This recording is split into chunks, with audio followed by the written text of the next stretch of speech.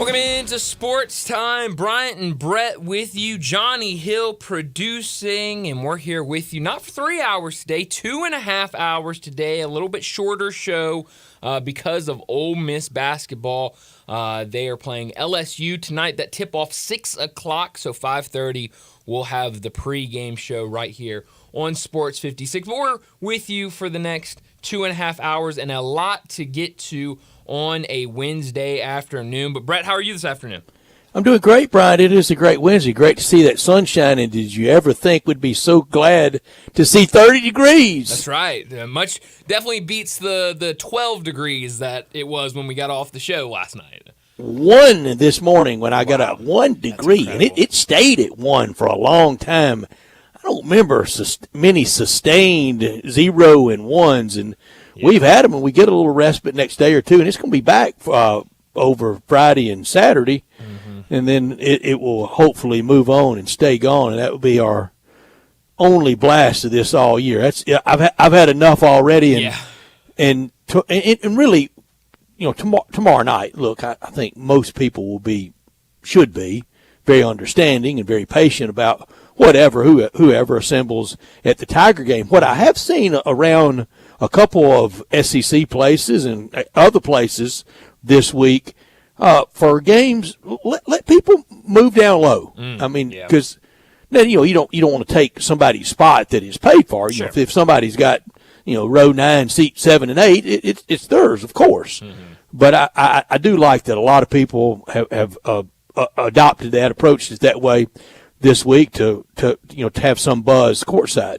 Yeah, no, I'm with you on that, and especially like at Grizzlies games, Tigers games, with kind of all this going on. I mean, fill that lower bowl up, and if people aren't there because of not being wanting to get on the streets, not being able to get down there. I mean, why not? Why not? Right. It looks better for television, and for those fans that did make it out to that game. I mean, give them a little bit of a kind of a reward for coming out and supporting their team.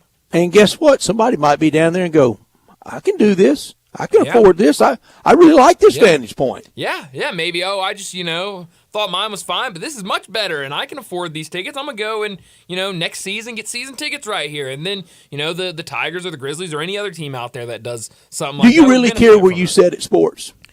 No, not really.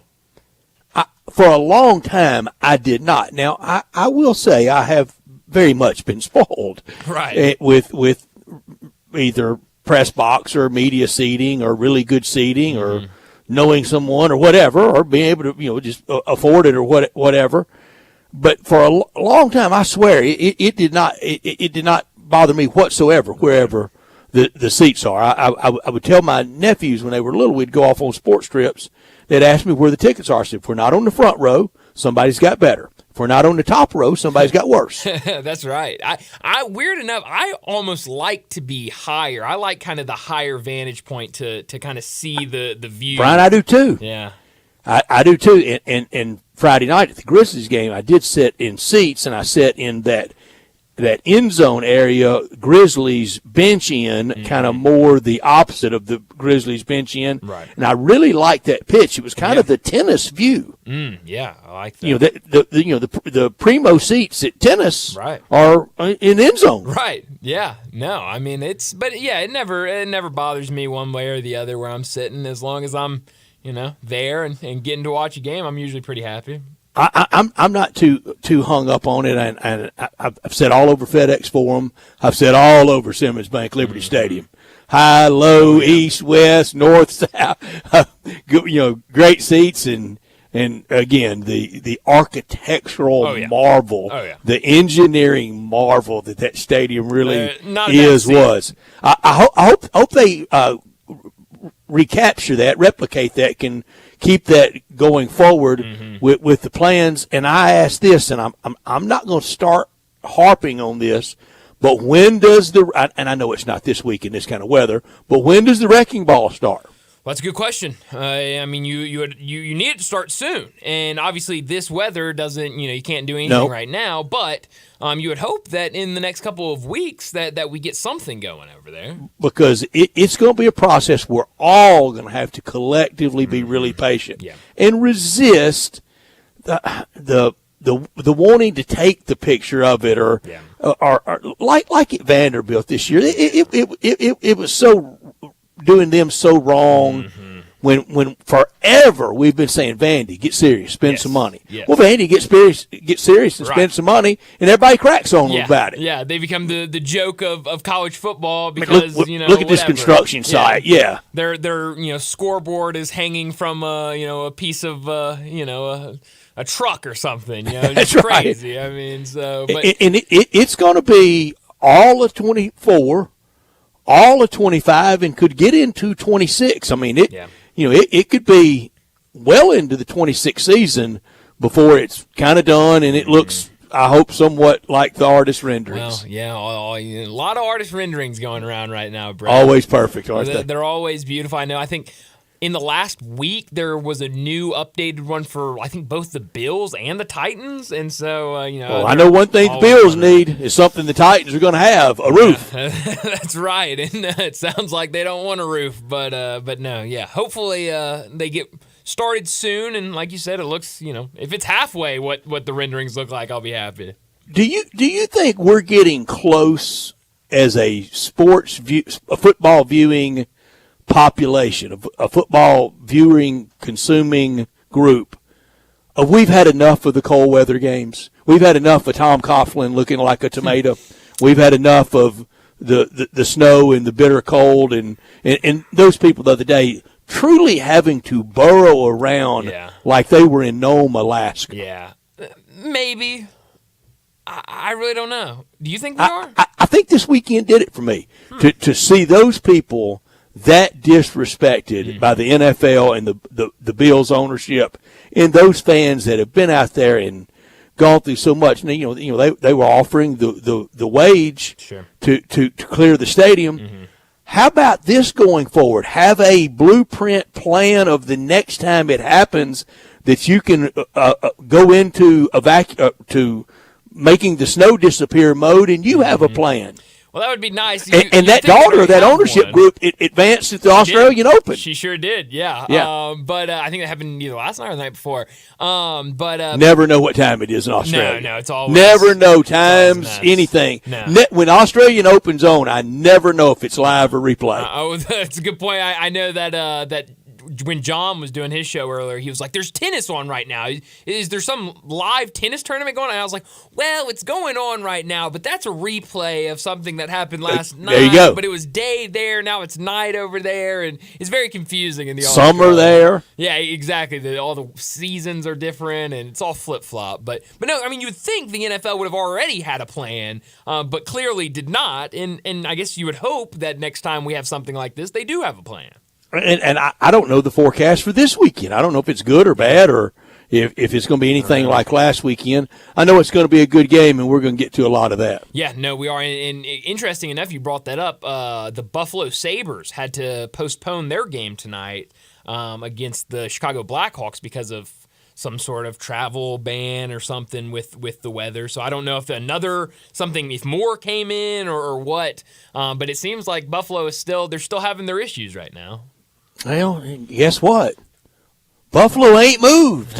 No, it hasn't, and it's not moving. But what has changed, Brian, is this.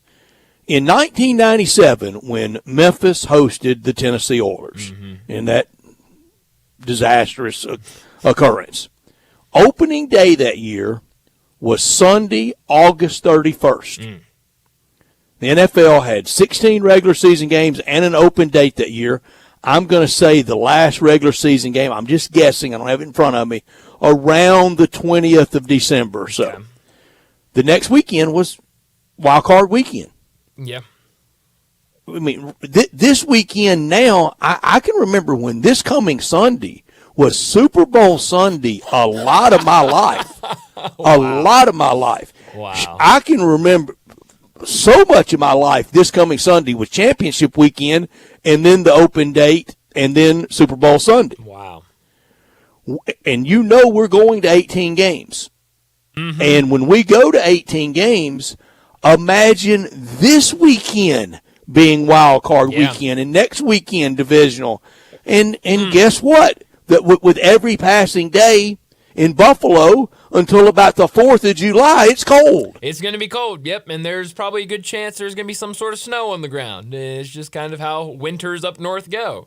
And to the Bears crowd, not many, but some, the Bears, leaving Soldier Field, soft. No, it's not soft. It's business sense for your customer. I'm over the cold weather games. I like it. Of course, you knew I would be. Well, Brett, one thing I know you hate, it's the cold. Oh man. You know what, Brett? What it is it's what happened over the weekend in the NFL, and then now you having to experience the cold and all of the snow, and it's all just coming together, and it's a collision course. Just imagine sitting out in this. No chance. Yeah. You can talk tough all you want. I mean, just to do that to people and how Buffalo treated their customer. And proof once again, they and a lot around sports do not care about the customer. They care about the TV rights package. Oh yeah, no, absolutely. It's that dollar figure, Brett. What can we bring in, and how much money can we make off of this? That's all that matters. And it's not going down. No, man, it's not going to change at all. But no, this weekend it really is going to be a lot of fun in the NFL. The 2 games on Saturday, Texans, Ravens, Packers, 49ers, and then on Sunday, Buccaneers, Lions, Chiefs, and Bills. Hard to believe, Brett, that we're already down to just 8 teams. It really is. On 4 games this weekend, 2 the next, and then Super Bowl 58. Do you have a team you're at all pulling for? You'd like to see win the rest of the way, or somebody you despise and anybody but them, kind of that mentality? Yeah, and they're actually playing each other this weekend. How about that? If I had to cheer for a team, you got one that you're for, and they're playing the anybody but them. That's right. How about that? Packers, I'm for, and then the 49ers, I am against. I hope they lose this weekend. I promise you on that game, we'll watch every second of it. Looking forward to it. Makes no difference to me who wins. I'm kind of for Buffalo on the AFC side because they've never won one. Houston's never won one, but it's not realistic for them to win at all. And it is realistic for Buffalo. On the NFC side, I'm for Detroit because they've never won one and largely been a laughingstock. Yeah, I think it would be really cool if Detroit could make a run and could get to that Super Bowl. Even win it would be awesome. And I mean, Brett, you brought it up yesterday. I mean, seeing grown men in attendance just brought to tears that their team had won a playoff game. It was awesome. It's sports happy tears. I mean, great. I would love to see more of that. I hope they win it all. Buffalo Detroit Super Bowl would be fine by me. I don't think it's going to happen. Whew. That would be an interesting Super Bowl. And came as news to someone in the Tampa media that Detroit plays indoors. Yes, I saw that. That was the clip that was making rounds last night. Yeah. Asking Todd Bowles if they were going to do anything special this week to get prepared for the weather in Detroit, and Todd Bowles had to nicely remind them that Detroit plays in a dome. Yeah. Now, what I did hear, and have since about forever. I mean, last outdoor home game for the Lions, 74, 75, I'm going to guess. Yeah, that sounds about right.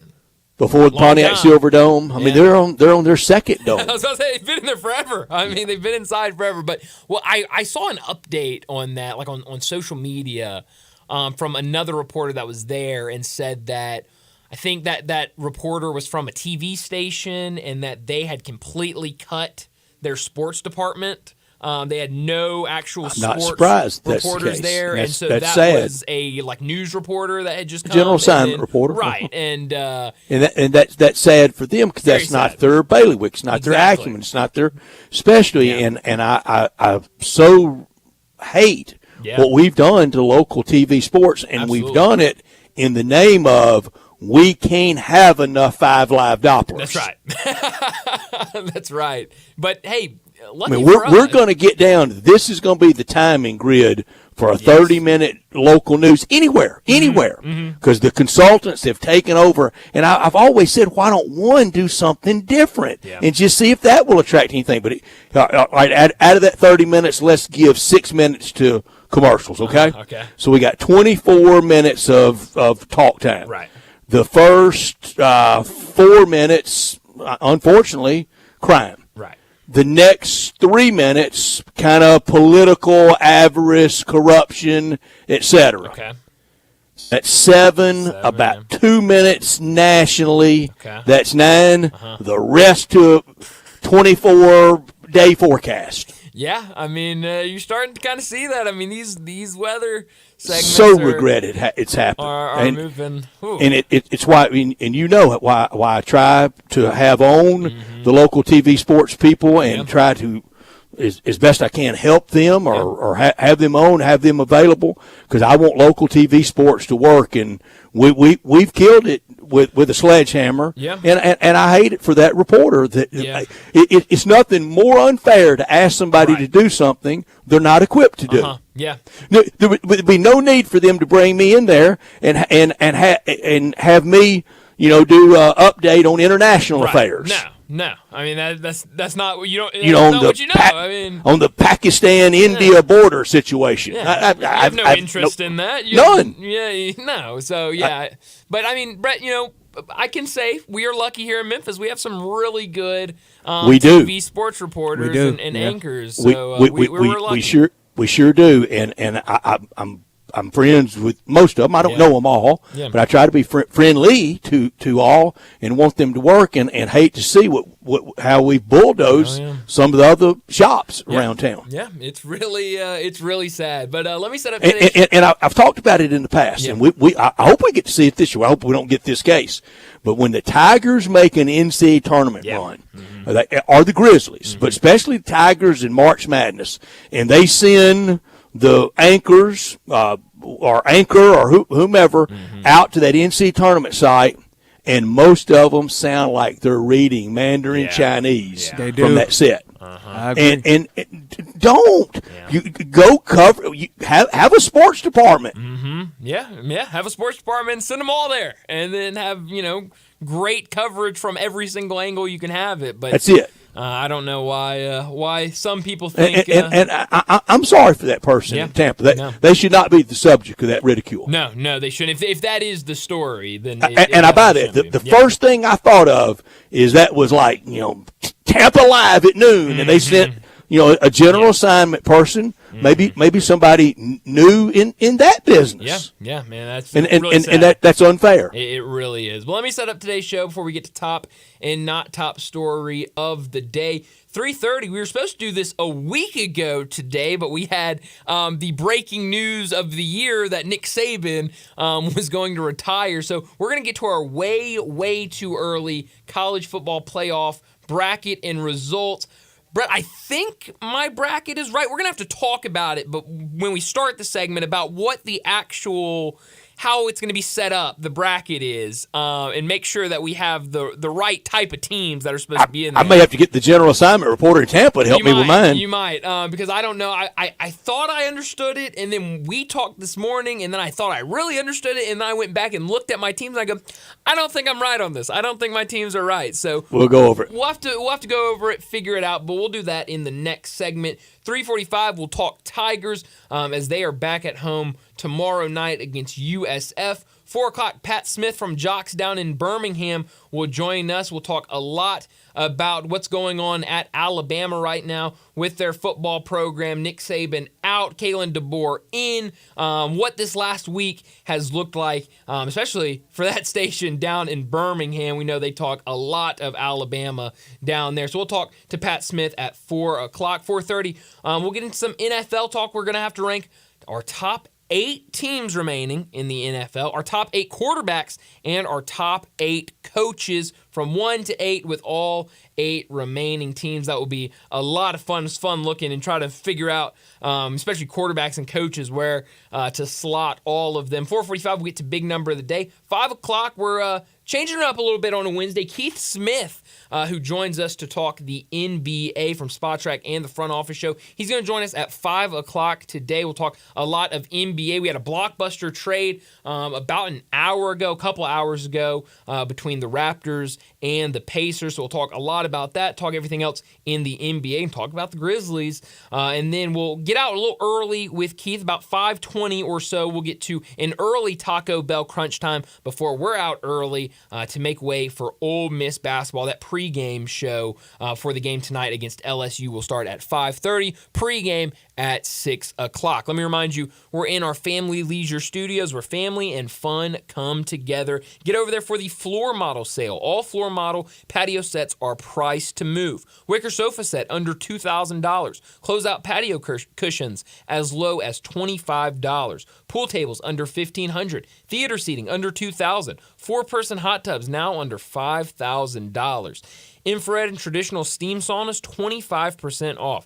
And get ready for summer and purchase your above-ground pool now to get first in line for installation. Special financing, it's still available, but only at Family Leisure. 2120 Whitten Road, just north of I-40. Bryant, Brett, Johnny Hill, our producer, and we're with you until 5:30 today, and we'd like for you to join us at 901-360-8255. This hour of our show brought to you every day by Lexus of Memphis at 2600 Ridgeway and online at lexusofmemphis.com. Great offers on all 2024 models and always special leasing options at the one and only Lexus dealership in town. Call them at 901-334-9673. Drive in luxury and confidence knowing that every new Lexus comes with complimentary first and second maintenance services. Stop by today at Lexus of Memphis at 2600 Ridgeway and put yourself in the driver's seat of the all-new 2024 flagship LS500, and you'll be looking and you'll be driving in style. When you purchase a Lexus, you get top-of-the-line engineering and design, and they make for the luxury driving experience. Online at lexusofmemphis.com. Experience amazing at Lexus of Memphis. Top story of the day. Well, Brett, my top story of the day is the blockbuster trade that happened a couple hours ago in the NBA. Pascal Siakam has been traded from the Toronto Raptors. We know they've been trying to retool, rebuild, whatever you want to call it, but they have now moved Pascal Siakam, the all-star He was here a week ago tonight. He sure was, to the Indiana Pacers. A deal that in return they'll get Bruce Brown, Jordan Nwora, and 3 first-round picks. Also, New Orleans is the third team in this trade. It's a 3-team trade. They're sending Kira Lewis to the Raptors. We don't know yet. Maybe it's come out in the last 30 minutes or so since the last time I was really checking, but we haven't heard what New Orleans is getting in return to this, but I think this is an unbelievable deal for the Pacers. Pascal Siakam is on his final year of his current deal. I believe he has some sort of extension player team option, I think, available, but it sounds like they're going to try their best to extend him, get him more money. It sounds like he really wants it. It sounds like he wanted to be a part of the Raptors and really felt betrayed by the Raptors, that after he kind of went to them and wanted to set up something long-term, that they still continued pushing him in trade talks. But now he lands with the Indiana Pacers, and really, I know Bruce Brown was a guy that, a lot of teams wanted this past offseason, and the Pacers were able to get him. But when you look at this Pacers roster, and to think that they really only gave up Bruce Brown and 3 first-round picks, and with what they've been doing lately and what they can do, those will probably be mid-20s in terms of picks. I think this is a slam dunk trade for the Pacers. I'm really excited to see what this young and really fun Pacers team can do the remaining season this year and in the next couple of years. They're in that 6th spot in the East, the Pacers are. New Orleans, I don't think they're through dealing. No. They're in the 6th spot in the West. I think both are trying to get in that kind of those protected seeds of 4th, 1 through 4 for both of those teams. My top story, I could have waited till tomorrow for this, but I think we need to start it now. 10th ranked Memphis Tigers play tomorrow night at home. That's right. At 10. That could almost be my big number today. Winners of 10 straight. Last loss, December 2nd. They've been good for a while. How good are they? I think pretty good. I still think they have a super talented roster, but I don't know if it's the top 10 roster at one time that I thought it was. It's still real good. I think it's top 20 at the very worst, but it's gotten thinner, and it's gotten down to about 6 or 7 guys, as most around college basketball do at this point and from here on in the college football season. That's all you can really count on, but that happens for most. If Jordan Brown comes back, you take him back, and you see what you can get out of him and see if he will help. I still say the goal for the Tigers, though. I'm not moving the goalpost on them whatsoever. The standard is the second weekend. I don't think anybody could complain about that. that's 2 wins. Yeah. They're going to be about 4 or 5 seed at worst. Mike could work up to a 3. I don't think any better than that, but whatever. Yeah. That's 2 wins. Yeah. That's Sweet 16. After that, I think it's all just make the best of it. Absolutely. And if it's any different than that, fine. But imagine this. Imagine DeAndre Williams on this roster. It'd be a lot of fun. I mean, this team Could win it all. It really could. I mean, wow. To think about that, that'd be Not crazy. top story of the day. Well, my not top story of the day is what happened in college basketball last night. Brett, you brought up the Tigers playing tomorrow against USF.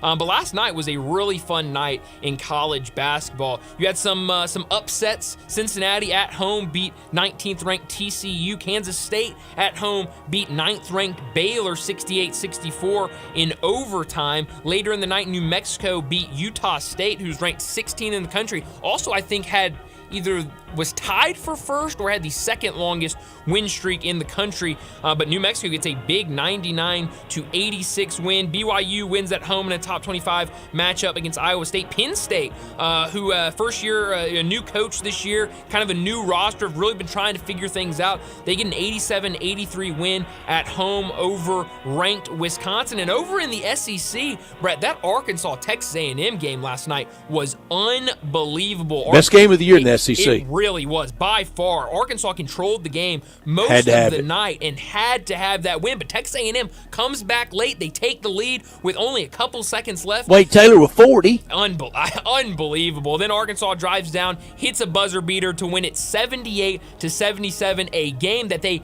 absolutely had to have. But Season's over. Brett, in the last couple minutes of that game, I did not think there was a chance Arkansas was going to win that game just because of the way this team has played, especially down the stretch in games. But they were able to pull it out last night, and that was a massive win for Arkansas. Bud Walton Arena. It's 2-0 this year. Sure is. Against Duke and last night against right. A&M. Never mind Greensboro. No. Count that for the team. My not top story, the portal never closes, and now even Alabama, subject to college football free agency. Caleb Downs, the best safety in college football next year, he's gone. We'll go to either Georgia or Ohio State. I don't know which one he's going to, but he's not coming back to Alabama. We asked for this around college sports, football and basketball, and we had nobody to lead. The NCAA sat there and never led, and we begged for this. And now everybody you better get used to it. I know it causes a lot of aggravation for fans, but this is where we are, and it's a business decision for these players. And if they can get more somewhere else, they're gone. Yeah, they're going to take that. And if they can get a better deal, they're going to go ahead and take it. But that'll do it for top and not top story of the day. Let's go ahead and get to our first break. When we come back, we're going to do our way too early college football playoff bracket and results. That's